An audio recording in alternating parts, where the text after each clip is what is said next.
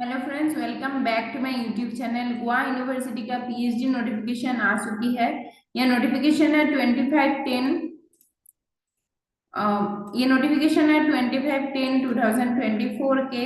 इस नोटिफिकेशन के हिसाब से admission to the PhD programme October 2024 देख लेते हैं। Applications for seeking admission to the PhD program offered at the university, school and research centers, institutes affiliated to Goa University shall be accepted online from 25 अक्टूबर से लेके 8 नवंबर तक चलेगा application form fill up. The list of vacancies in the respective subjects along with the names of the guides and area of research and reservations are given at Annexure 1 and Annexure 2 वो हम लोग देख लेंगे अभी। Then admission to the PhD program is governed by Ordinance 0A40 of this university which is available on the university website। देख लेते हैं important dates कौन कौन सी है। कॉमेंसमेंट ऑफ ऑनलाइन एप्लीकेशन स्टार्ट हो चुकी है 25 अक्टूबर से एंड लास्ट डेट है 8 नवंबर तक लास्ट डेट है। कंडक्ट ऑफ इंटरव्यू किया जाएगा 18 नवंबर से लेके 19 नवंबर तक। Declaration of list of selected candidates website पर अवेलेबल होगा 25 नवंबर तक। Then last date of verification of documents and payment of fees 4 दिसंबर में हो जाएगा। देन एलिजिबिलिटी क्या क्या है देख लेते हैं। A candidate who has obtain 1 year और 2 semester masters degree programme after a 4 year और 8 सेमेस्टर बैचलर्स डिग्री प्रोग्राम और ए 2 ईयर और 4 semester master degree programme after a 3 year bachelors degree program or qualifications declared equivalent to the master's degree by corresponding statutory regulatory with at least 55% marks होना जरूरी है यहाँ पे। ठीक है। और यहाँ पे एक क्राइटेरिया है बी में, ऑप्शन बी में दिया गया हुआ है, देख लेते हैं वो। ऑप्शन बी में है candidate seeking admission after a 4 year और 8 सेमेस्टर बैचलर्स डिग्री जिन लोगों का है उन लोगों का 75% मार्क्स होना जरूरी है ग्रेजुएशन के कोर्स में। नेक्स्ट अभी यहाँ पे दिया गया हुआ है a candidate who have completed the MPhil programme with at least 55% marks in aggregate और its equivalent grade is followed or equivalent qualification from a foreign educational institute accredited by an assessment and accreditation agency which is approved, recognized or authorized by an authority established or incorporated under a law in its home country or any other statutory authority in that country to access, accredit or assure quality and standards of educational institutions shall be eligible for admission to the PhD program। ठीक है। सो MPhil degree जिन लोगों के पास available है with at least 55% marks वो लोग यहाँ पे apply कर सकते हैं। सिंपली यही बताया गया हुआ है इस पॉइंट में। नेक्स्ट पॉइंट में है कि रिलैक्सेशन जिन लोगों के पास रिजर्वेशन कैटेगरी है 5% रिलैक्सेशन है SC, ST, OBC, EWS and PWD candidate के लिए। And next point है the subject of research shall be that which relates to the main branch and branches of knowledge chosen by the candidate for the post graduate degree। Post graduate में आप लोगों का जिन subject में आप लोग करना चाहते हो, जो भी स्पेशलाइजेशन में आप लोग करना चाहते हो उसके हिसाब से आप लोग का मास्टर्स डिग्री में एक सब्जेक्ट होना जरूरी है, सब्जेक्ट या फिर पेपर होना जरूरी है। PhD through part time mode भी यहाँ पे होगा। यहाँ पे कुछ क्राइटेरिया है PhD programs through part time mode देखते हैं। एक candidate is permitted to pursue studies on a part time basis. जो अभी सर्विस में है उन लोगों को नो ऑब्जेक्शन सर्टिफिकेट देना होगा, उसके बाद वो लोग पार्ट टाइम बेसिस में पीएचडी कर सकते हैं। हर और his official duties permit him और her to devote sufficient time to research if required here C will be relieved from the duty to complete the course work के time में लेकिन आप लोगों को रिलीव किया जाएगा। आप लोगों को यहाँ पे अप्लाई करने से पहले तो नो ऑब्जेक्शन सर्टिफिकेट देना पड़ेगा। ये पार्ट है पार्ट टाइम मोड के लिए जिन लोग अभी इन सर्विस में है, बाकी लोगों के लिए नहीं है। Then admission to the PhD program for the October 2024 session is open to the following candidates who qualify the fellowship or scholarship UGC NET, CSIR NET, GATE, SEET कुछ भी होने से सट जाएगा and similar any kind of national level test तो आप लोग apply कर सकते हैं। देन यहाँ पे candidates not feeling under above but qualified net और स्लेट लेक्चर सीट, स्लेट और स्लेट एंड नेट क्वालिफाई होने से भी चल जाएगा। तो उन लोगों के लिए there shall be 70% weightage for the score of the NET और SLET and 30% weightage for the interview हो जाएगा। Then candidates not falling under 1 and 2 above shall have to answer the entrance test conducted by the university, and those qualified the test shall be eligible to attend the interview. There shall be 70% weightage for the score of entrance test and 30% for the interview। ठीक है, interview के लिए 30% available है।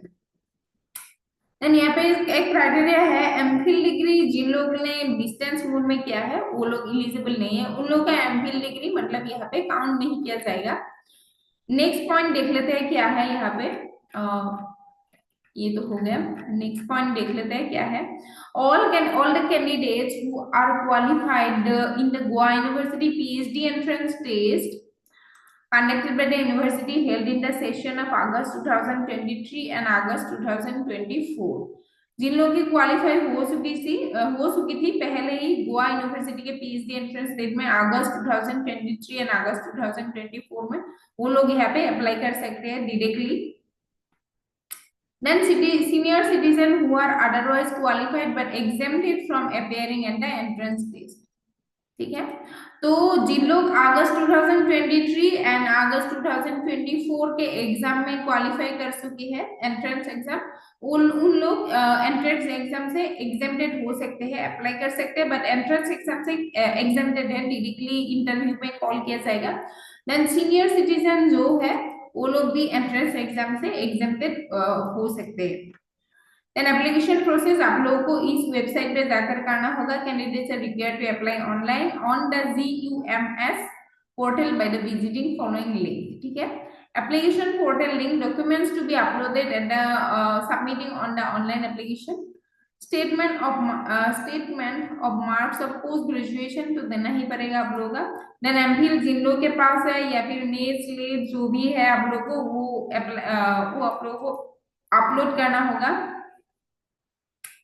Then candidates applying for admission under the reserved categories आप लोग का cast certificate देना होगा, valid caste certificate, valid category certificate, OBC non criminal certificate देना पड़ेगा, valid for up to 3 years है, ओबीसी नॉन क्रिमिनल सर्टिफिकेट है। EWS category candidates are required to submit a certified certificate issued to that effect by the officer of the rank of the to any other authorized officer। Then application procedure में आते हैं, fees कितना पड़ेगा यहाँ पे। General category OBC NCL और EWS के लिए 700 रुपीज पड़ेगा पर सब्जेक्ट और प्रोग्राम। एससी एसटी के लिए हाफ हो जाएगा, 350 हो जाएगा। एंड पर्सन विद डिसेबिलिटीज उन लोगों का एप्लीकेशन फॉर्म नील है, मतलब कुछ भी पैसा नहीं पड़ेगा, आप लोग फ्री में अप्लाई कर सकते हो। Applicants are eligible to apply for a maximum 3 programs. ठीक है, मैक्सिमम 3 प्रोग्राम में आप लोग यहाँ पे अप्लाई कर सकते हो, तो ये अच्छे से याद रख लीजिएगा। देन सिलेक्शन प्रोसेस में आ गया, candidate who qualify for the fellowship scholarship UGC CSIR ने उन लोगों को वेटेज दिया जाएगा। When candidates not falling under category 1 of UGC NET score, तो उन लोगों को lectureship shall be eligible for admission to the PhD program based on an interview. There shall be 70% weightage for the score NET से GU PET entrance का 70% score आएगा जिन लोगों के पास JRF नहीं है, एंड 30% आएगा इंटरव्यू से। फॉर तो यहाँ पे आप लोग को बताया गया हुआ है कैसा होगा ये। For instance if a student scores 120 marks in the entrance test out of 200 marks and 50 marks in the interview out of 100 marks, as per the above criteria the final marks of 100 will be 120 into 200 into 0. तो ऐसे करके किया जाएगा, आप लोग अच्छे से देख लेना, ये है क्राइटेरिया पर हो जाएगा आप लोग का। Then senior citizen who are otherwise qualified but exempted from appearing at the PhD entrance test, such candidates in the interview shall be eligible for admission based on an interview. Interview से होगा directly. While grading the candidates for admission to the PhD program, the following shall be considered: basic knowledge of the chosen field of study, then competence for proposed research. ठीक है, Candidates who have been selected for the admission to the PhD program shall be placed under category A.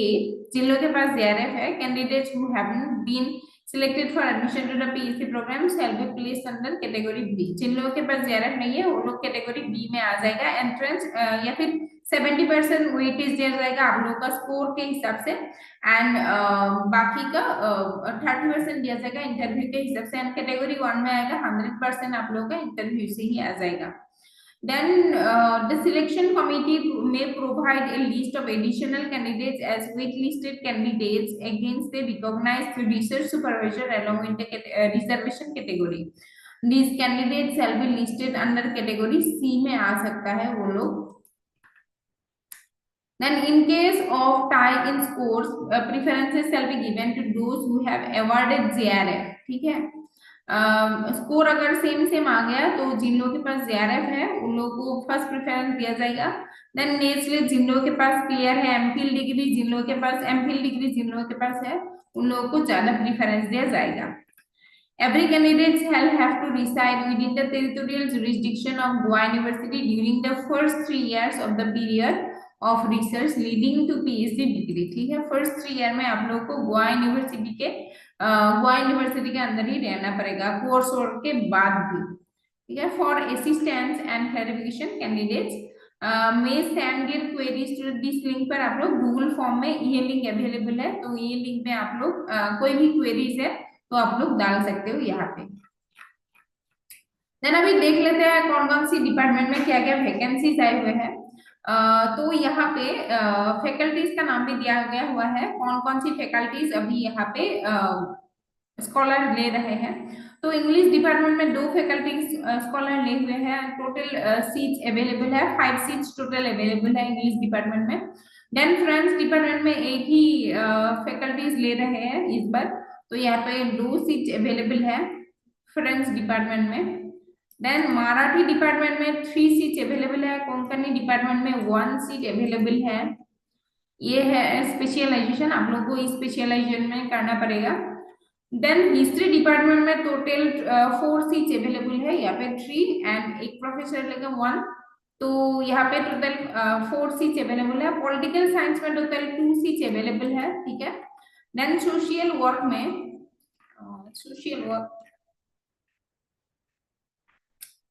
हाँ यहाँ पे political science में 2 seats available है and social work में total 6 seats available है. यहाँ पे 6 सीट्स अवेलेबल है. देन फिलोसफी में टोटल 5 सीट्स अवेलेबल है.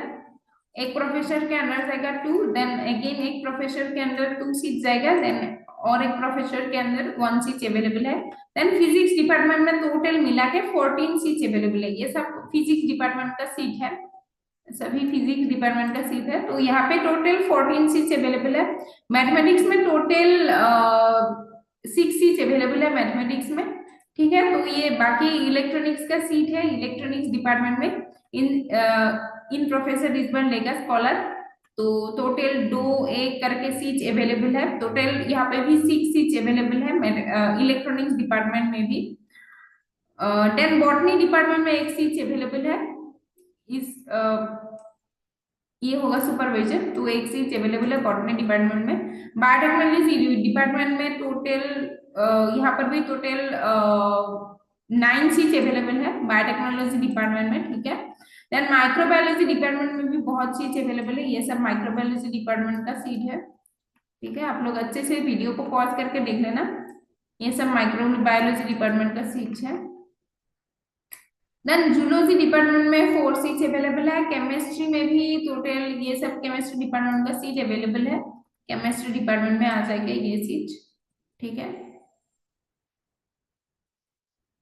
केमिस्ट्री डिपार्टमेंट में ये सीट आ जाएगा. हाँ केमिस्ट्री डिपार्टमेंट का है ये सभी. यहाँ तक टोटल केमिस्ट्री डिपार्टमेंट का ही सीट है ये. ठीक है. देन देख लेते हैं कौन सी डिपार्टमेंट में और सीट्स अवेलेबल है. देन बायोकेमिस्ट्री डिपार्टमेंट में कुछ सीट्स अवेलेबल है. 8 सीट्स टोटल अवेलेबल है बायोकेमिस्ट्री डिपार्टमेंट में. टोटल 8 सीट्स अवेलेबल है. ठीक है. देन मेराइन साइंस में 3 सीट्स अवेलेबल है मेराइन साइंस में. देन आर्ट साइंस में टोटल 7 सीट्स अवेलेबल है. ठीक है. मेराइन माइक्रोबायोलॉजी में टोटल 6 सीट अवेलेबल है। एंड देन देख लेते हैं मैनेजमेंट स्टडीज में टोटल, मैनेजमेंट स्टडीज का ये सीट अवेलेबल है, मैनेजमेंट स्टडीज, ठीक है। Then computer science and technology में टोटल 6 सीट अवेलेबल है। Then national institute of oceanography, इसमें टोटल ये सीट अवेलेबल है इसमें। देन बाकी देख लेते हैं, हाँ यहाँ पे भी बहुत सीट अवेलेबल है, बहुत सीट अवेलेबल है यहाँ पे, ठीक है। Then national centre for polar and ocean research में सीट अवेलेबल है, मैराइन साइंस में स्पेशलाइजेशन होगा इन फैकल्टीज का, तो यहाँ पर भी ये सीट अवेलेबल है, ओके, यहाँ पर ये सीट अवेलेबल है। देन म्यूजिक में सीट अवेलेबल है, लॉ में 6 सीट अवेलेबल है, इकोनॉमिक्स में 2 सीट अवेलेबल है, हिंदी में 1 सीट अवेलेबल है। एंड ये सब government college of art science and commerce में यहाँ पे एफिलिएटेड होगा। कुछ सीट्स केमिस्ट्री का सीट्स भी अवेलेबल है यहाँ पे, ठीक है, आप लोग अच्छे से देख लेना, ये केमिस्ट्री का सीट वहां पर अवेलेबल होगा, जियोग्राफी का सीट वहां पर है एफिलिएटेड कॉलेज में, कॉमर्स का सीट भी एफिलिएटेड कॉलेज में है, मैकेनिकल इंजीनियरिंग का भी गोवा कॉलेज ऑफ इंजीनियरिंग में एफिलिएटेड हो जाएगा, वहां पर करना पड़ेगा आप लोगों को, सिविल इंजीनियरिंग का भी एफिलिएटेड हो जाएगा वहां पे। Then Goa college of pharmacy Panaji में अवेलेबल होगा सीट फार्मेसी के लिए, ठीक है, पीएचडी कर सकते हैं वहां पे। Then page Rajaram Tarabai Vandekar college of pharmacy Ponda में अवेलेबल है फार्मेसी का सीट, ठीक है। देन रिजर्वेशन परसेंटेज यहाँ पे दिया गया हुआ है, कैसे करके लिया जाएगा, number of vacancies English department में, फ्रेंच डिपार्टमेंट में, मराठी कोंकणी कितना कितना है वो सब यहाँ पे डायरेक्टली दिया गया हुआ है। पॉलिटिकल साइंस में 1 सीट अवेलेबल है यहाँ पे, ये सब एफिलिएटेड कॉलेज का सीट अवेलेबल है यहाँ पे, ठीक है, देख लीजिए आप लोग। तो यही तक था आज के वीडियो। हाँ, government college of art science and commerce में खंडोला में भी सीट अवेलेबल है, ठीक है। तो यही तक था आज के video and thank you for watching, bye bye.